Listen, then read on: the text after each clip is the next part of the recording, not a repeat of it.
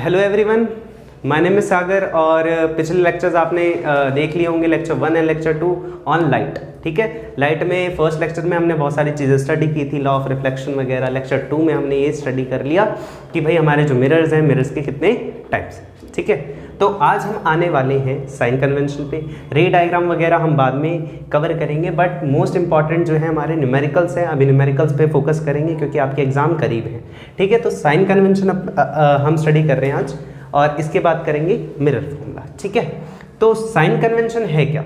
तो sign convention ये बताता है कि जो आपका पिछले लेक्चर में आपने स्टडी किया, जो फोकल लेंथ है, जो ऑब्जेक्ट डिस्टेंस है, जो इमेज डिस्टेंस है, इन सब की वैल्यू को साइन के साथ आपको रिप्रेजेंट करना होता है कि आपको साइन की वैल्यूज रखनी होती है। मतलब उनकी वैल्यूज पॉजिटिव हैं, नेगेटिव हैं या क्या है। तो ये कैसे आप स्टडी करोगे, इसके लिए मैं एक छोटा सा डायग्राम बना के आपको समझाने की ये कोशिश करता हूँ। ठीक है, जैसे कि ये है आपके पास एक कन्वेक्स मिरर। ये क्या है आपके पास? Convex mirror. ठीक है, और ये है आपका पोल, और पोल से जाती हुई एक लाइन को, पोल और सेंटर ऑफ कर्वेचर से जाती हुई एक लाइन को हम कहते हैं, क्या कहते हैं? इसको कहते हैं प्रिंसिपल एक्सिस। क्या कहते हैं? Principal axis. ठीक है, प्रिंसिपल एक्सिस कहते हैं। ठीक है, तो इसको ना, इस लाइन को बिल्कुल आप ऐसे मानो कि मैथ्स में ये एक एक्स वाई प्लेन है। This is a X Y plane. ठीक है, बिल्कुल ऐसे स्टडी करो। तो जैसे कोऑर्डिनेट ज्योमेट्री में आप स्टडी करते हो, मैथ में आप स्टडी करते हो कि जितने भी प्लस एक्स एक्सिस में होते हैं, आप सारी की सारी जो कोऑर्डिनेट्स हैं उनको आप पॉजिटिव मानते हो। प्लस वाई में जो होते हैं वो सारे के सारे पॉजिटिव मानते हो। एग्जैक्टली यहीं पे वही करना है। तो इसमें क्या है, आप सारे देखो, पहली चीज़ तो ये है, पहली चीज़ ये है कि all distances are measured from pole.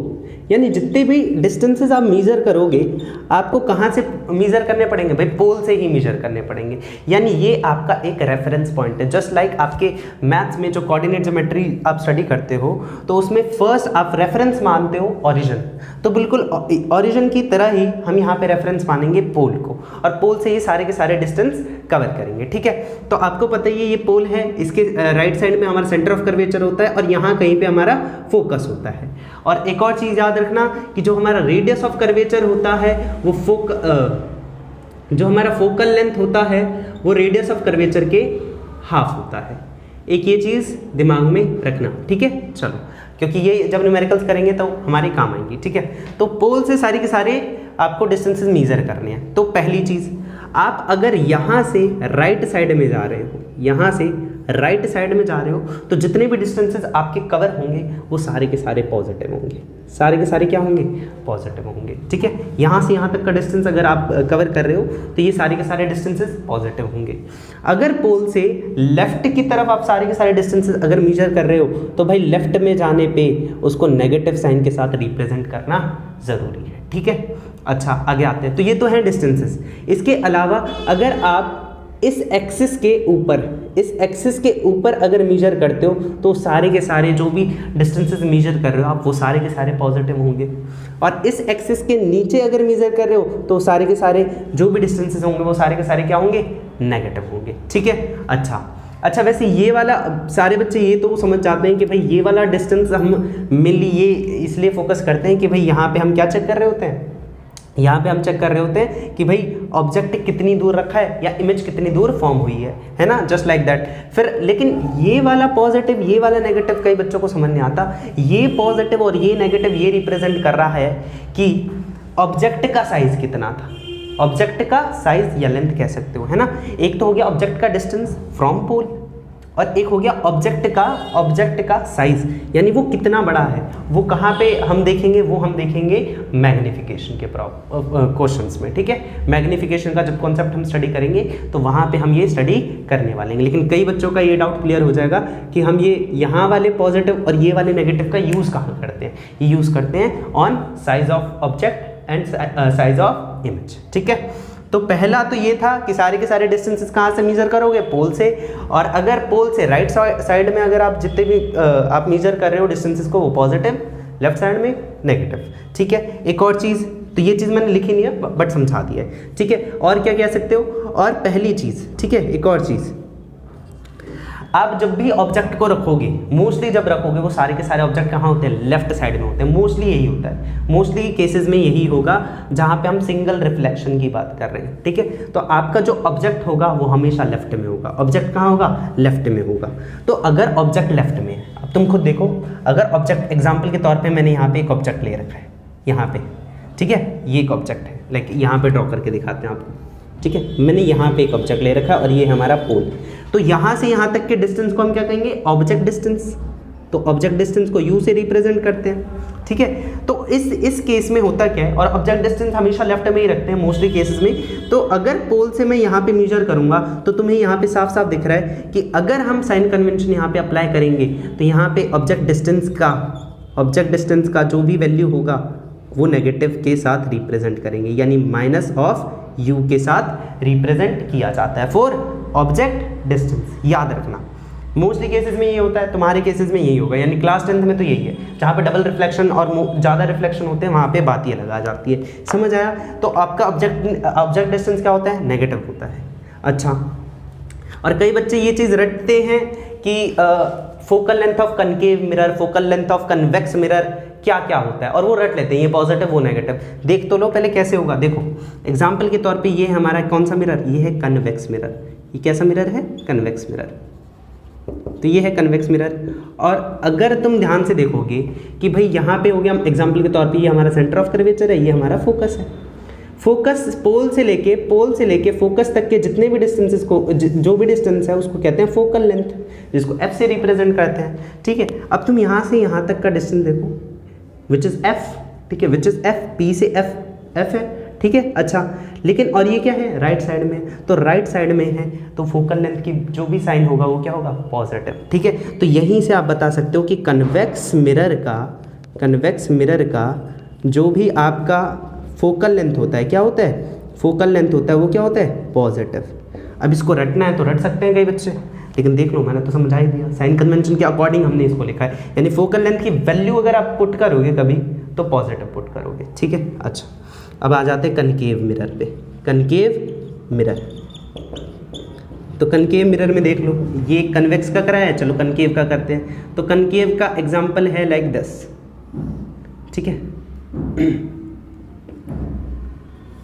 Concave mirror है, सबको दिख रहा है, ठीक है। अच्छा, ये क्या है, पोल, यहाँ कहीं इसका सेंटर ऑफ कर्वेचर होगा, यहाँ कहीं इसका फोकस होगा, और पोल से लेके फोकस तक के लेंथ को हम क्या कहेंगे, फोकल लेंथ। अब तुम देखो, पोल से मैं लेफ्ट साइड में आ रहा हूँ, पोल से अगर लेफ्ट साइड में जाते हो तो साइन कैसा लगता है, नेगेटिव, यानी कनकेव मिरर का फोकल लेंथ होता है नेगेटिव।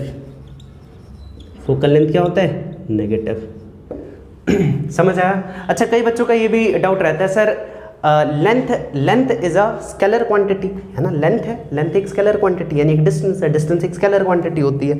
तो ये जो आप फोकस वगैरह वगैरह ये सारी चीज़ें लिख रहे हो, ये साइन कन्वेंशन आप बता रहे हो, इन सब का इंपॉर्टेंस क्या है?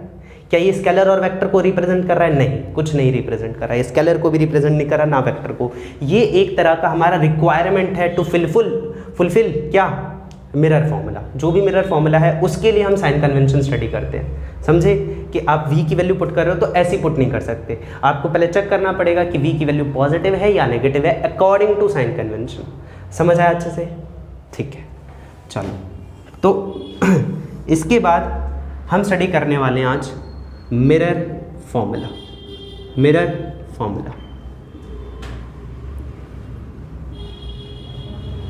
तो मिरर फॉर्मूला है क्या? मिरर फॉर्मूला असल में एक रिलेशन है between object distance, image distance and focal length of the mirror, ठीक है। और ये क्या है, ये रिलेशन कुछ ऐसा है, 1/v plus 1/u is equals to 1/f, ठीक है। 1/v plus 1/u is equals to 1/f। तो ये आपका मिरर फॉर्मूला, ठीक है। तो ये मिरर फॉर्मूला है और इसको यूज कैसे करना है, खैर इस पे हम कुछ अगले लेक्चर में आएंगे, इसको अच्छे से स्टडी करेंगे। इससे पहले मैं आपको कुछ चीज़ें बता देता हूँ, लाइक रे डायग्राम। इसी का यूज़ करके हम रे डायग्राम को हम सॉल्व कर लेते हैं, ठीक है। लाइक एक बहुत ही अच्छा क्वेश्चन है कि आपने रे डायग्राम ये स्टडी कर रखा है, आपने ये रे डायग्राम में स्टडी कर रहा है कि जो भी ऑब्जेक्ट होता है अगर इन्फिनिटी पे होता है तो उसकी इमेज बनती है फोकस पे। उसकी इमेज कहाँ बनती है, फोकस पे, ठीक है। तो इसको ज़रा प्रूफ करके दिखाएं, क्या पता ऐसा क्वेश्चन आ जाए कि proof that the if the object is at infinity and image formed at what focus, इसको प्रूफ करना है। और आपको अभी रिलेशन बताया है, इसके बारे में बिल्कुल अच्छे से हम अगले लेक्चर में स्टडी करेंगे। खैर ये वाला क्वेश्चन आज स्टडी कर लेते हैं और ऐसे ही बहुत सारे रे डायग्राम को हम एग्जैक्टली प्रूव कर सकते हैं, ठीक है। तो फर्स्ट क्वेश्चन है कि हमने ये पढ़ रखा है भाई कि इन्फिनिटी पे अगर ऑब्जेक्ट है तो हमारा जो भी इमेज बनती है वो कहाँ बनती है, फोकस पे बनती है ना। तो इसको प्रूफ करके दिखाते हैं, ठीक है। तो पहली चीज़ उसने ये बताई कि ऑब्जेक्ट डिस्टेंस उसने बता दिया। आपको बातों में उसने ये बताया कि ऑब्जेक्ट इन्फिनिटी पे रखा है, तो ऑब्जेक्ट का डिस्टेंस कितना हो गया, इन्फिनिटी हो गया। ऑब्जेक्ट का डिस्टेंस कितना हो गया, इन्फिनिटी हो गया, ठीक है। आपको इमेज डिस्टेंस निकालना है। अगर इमेज डिस्टेंस फोकल लेंथ के इक्वल आ गया तो तुम्हारा प्रूफ हो गया कि क्या हो गया कि वो इमेज कहाँ फॉर्म हुई, फोकस पे, है ना। बिल्कुल, अगर यही चीज़, ये रिक्वायरमेंट्स है, हमको ये फुलफिल करने पड़ेंगे, ठीक है। यू वी, और तुम्हें पता ही है फोकस की वैल्यू किसी भी मिरर की focal length of concave mirror. कौन सा मिरर है, एग्जाम्पल के तौर पे मान लेते हैं कन्वेक्स मिरर है। कौन सा मिरर है, कन्वेक्स मिरर। तो इसको हम मानते हैं एफ, ठीक है। अच्छा, तो हम अप्लाई करते हैं क्या, हम अप्लाई करते हैं दिस, यानी मिरर फॉर्मूला अप्लाई करेंगे। मिरर फॉर्मूला अगर मैं अप्लाई करूं तो 1/v + 1/u is equals to 1/f। u की वैल्यू क्या है, 1/v is equals to 1/v + 1/u की वैल्यू है इन्फिनिटी। मैंने पुट कर दिया इन्फिनिटी के साथ। कई बच्चे बोलेंगे सर u इज़ नेगेटिव, हाँ ठीक है, बिल्कुल u नेगेटिव आएगा, यानी ये प्लस माइनस हो गया। कैसे हुआ, प्लस का साइन था ही, लेकिन object distance is always negative अगर जहाँ पे सिंगल रिफ्लेक्शन है। आपके केस में तो यही होगा मोस्टली, ठीक है। तो माइनस का 1/∞, बट वो मैटर करने नहीं वाला, क्योंकि तुम्हें अगर मैथ्स आती है तो इसका आंसर तुम्हें पता ही चल जाएगा। और इज इक्वल्स टू 1/f। 1/∞ की वैल्यू होती है 0, सबको पता है।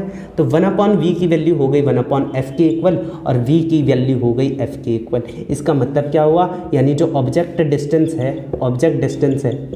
जो इमेज डिस्टेंस है वो किसके इक्वल प्रूफ कर दिया हमने, फोकल लेंथ के। यानी जो ऑब्जेक्ट है वो कहाँ पे है, जो इमेज जो है वो कहाँ फॉर्म हुई, फोकस पे फॉर्म हुई। ऐसे जितने चाहे उतने आप रे डायग्राम को प्रूफ करके दिखा सकते हो, है ना, ठीक है। तो आगे नए लेक्चर्स में हम मिरर फॉर्मूला और उसके आगे हम स्टडी करेंगे और भी ज़्यादा क्वेश्चंस। तो मिलते हैं नेक्स्ट वीडियो में।